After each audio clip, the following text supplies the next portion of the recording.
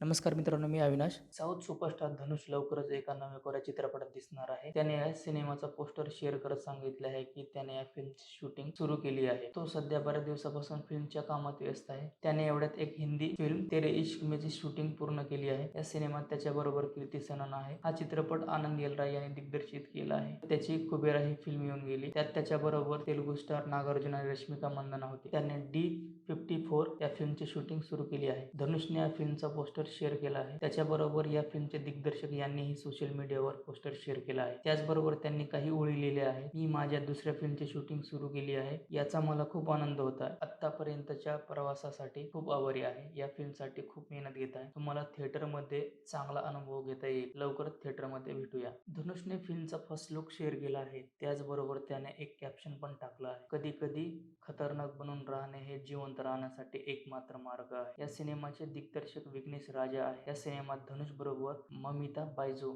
महत्वाच्या भूमिकेत आहे. त्याचबरोबर जयराम के.एस. रविकुमार आहेत. या फिल्मचे म्युझिक जी.व्ही. प्रकाश कुमार करत आहे. या फिल्मचे निर्माता के. गणेश आहे. ही फिल्म वेल्स फिल्म इंटरनॅशनल आणि थिंक स्टुडिओ या बॅनर मध्ये निर्मित होत आहे.